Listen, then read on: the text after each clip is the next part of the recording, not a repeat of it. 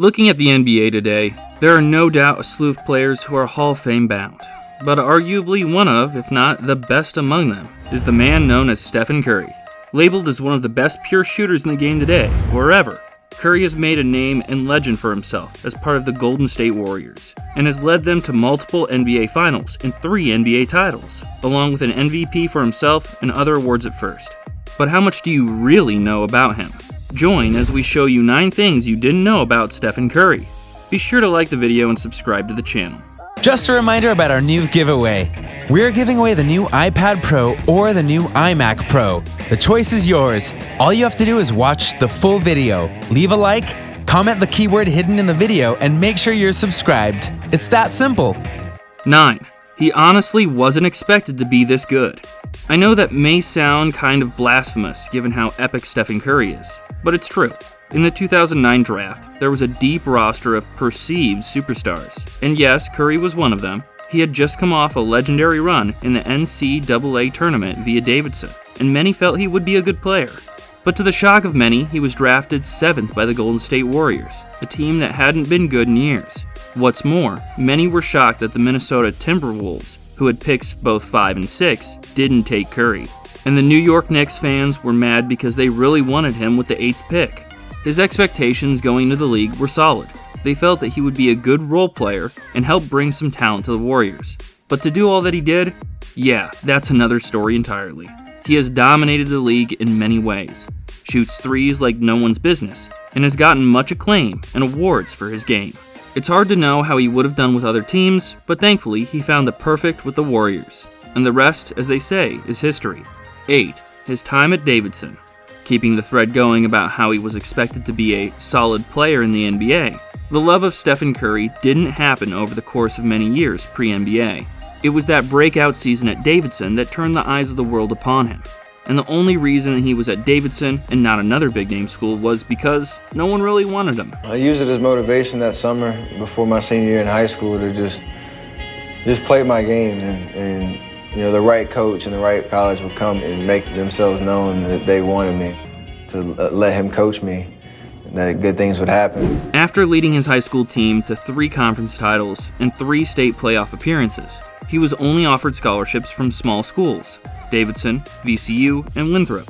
This is largely due to Steph being just 6 foot and 160 pounds at the time. He is now 6'3" and 190 for the record. In his first year in Davidson, he was a scoring machine, second in the nation only behind future teammate Kevin Durant.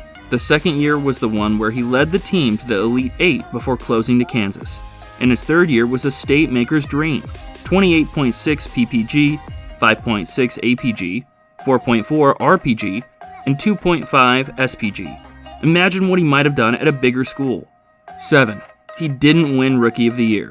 This is hardly a slight on Curry, obviously. But when he did get drafted by the Golden State Warriors, he made his presence felt by doing work, as they say, and putting up the stats. In that rookie year, he had 17.5 PPG, 4.5 RPG, 5.9 APG, and 1.9 SPG, which is rather incredible.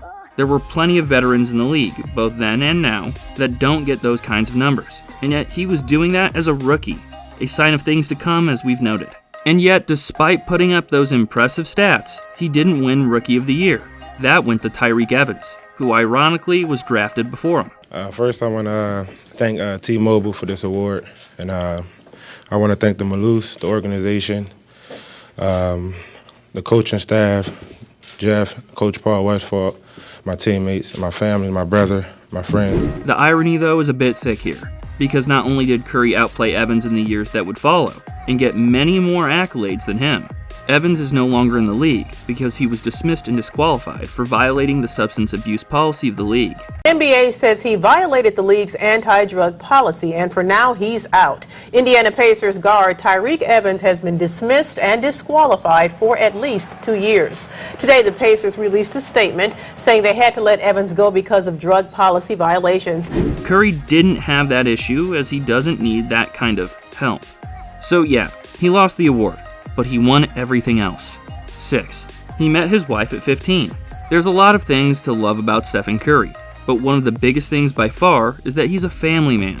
And during some of his victories in the NBA, he was never afraid to bring his daughter to the press conferences, and even chastised the press for poking fun at him for wanting to spend time with his daughter instead of them. We fight, and that's the one thing you can count on with this team. We're gonna fight and get back into games. Are you in control of her at home? She is just like this. She's only 2. It's the crazy. Dang straight, Curry. But what makes it even more wholesome is that he met the love of his life, Aisha, when he was just 15, and he's been with her ever since. They were married in 2011 and have 2 kids together, in Riley and Ryan, both girls. Curry is a devout Christian, and so he knows that he needs to put family first, even before the NBA, and he has done well in doing just that, which again makes him up a guy that you can't help but root for. And, like a loving family should, they watch his games from the stands when they are able. 5. The sweet life of the Currys. When it comes right down to it, Stephen Curry is what you might refer to as a once-in-a-generation player, meaning that every generation there is going to be one player like him, and you'll be hard to try and find another like him, which is fair because he is that good. But the irony of once in a generation is funny because he is the literal next generation of NBA talent via the Curry family. His father, Del Curry, is an ex-NBA player who retired as the Charlotte Hornets' all-time leader in points and three-point field goals and is a former Sixth Man of the Year. He was a well-respected role player in the NBA during his long career, and it was that career that led many to think that Stephen would be another good role player. But truly, he has surpassed his father in every way. The other irony, though, is that Stephen has a brother who's also in the NBA via Seth Curry. Granted, Seth is nowhere near the talent of Stephen, but he has some skills of his own and has been in the NBA for a while. The talent does not just lie with the male side of the family either, as Steph's mom, Sonia, played college volleyball at Virginia Tech, where she met Del, whilst his younger sister, Sadell, plays college volleyball at Elon University. Side note, everyone else noted that everyone but Del in the family Curry has an S to start their name? We're just saying. 4. Golf. It's a very old stereotype that certain kinds of ball players only play one sport, and that they live and breathe the sport and are always trying to improve, and blah blah blah. Yes, that does happen for some, but not all. Many have other talents and desires in other sports. Some even dared to be 2-sport athletes, like Deion Sanders and Bo Jackson. As for Curry, he has a definitive love of golf. No, really, and he's pretty good at it too.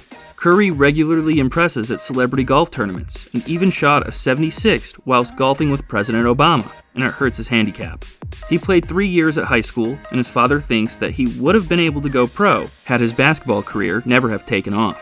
Think about that, Steph Curry, pro golfer. It could happen, though we obviously should be grateful for basketball coming through, because he's so dynamic on the court and has delivered many memorable moments. 3. Mama knows best. The family Curry isn't just an athletic group.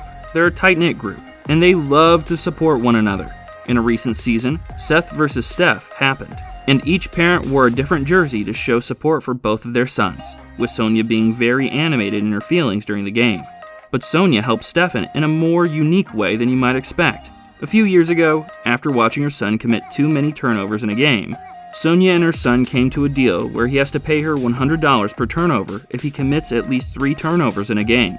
At the end of the season, she cashes in, and she hands him a list of fashion items. He averages about 3.2 turnovers in the current season, which is no doubt making Mama rich in terms of getting key items. Steph himself admits that having this deal keeps him on edge. 2. Netting the nets for charity. For the past few seasons, Curry has donated 3 insecticide-treated mosquito nets for each triple he makes during a game. This is for the Nothing But Nets anti-malaria campaign. And in 2013, the Warriors superstar spent his summer vacation time in Tanzania to hang nets himself in mud huts. That's a pretty cool thing to do, and it further showcases the kind of human being that Stephen Curry is. He wants to help people and build up the world, while dominating the NBA at the same time. 1. Talent is greater than money. Another stereotype of the NBA is that everyone wants to make the most money that they possibly can, even at the expense of their team. However, with Curry, not the case. Look at the rosters he's been on, and you'll see that while he is the best player on the team, even when Durant was there, he didn't get paid the most. Durant, Thompson, Iguodala, and even Draymond Green were making more than him. Granted, he's not poor and makes many millions a season, but he makes half of what LeBron makes in a season, despite beating him many times in the finals. But why does he do that? Simple. He knows that the more money he takes, the less the team can give out to others. The Warriors dominate because they have a good team, and Curry is being a good leader by making sure everyone gets a cut. Ironically, the current Warriors were last in the league because a lot of their talent was hurt, including Curry. But next season, full power. So what did you think?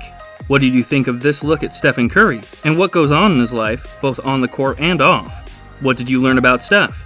Do you appreciate him even more now? Let us know in the comments below.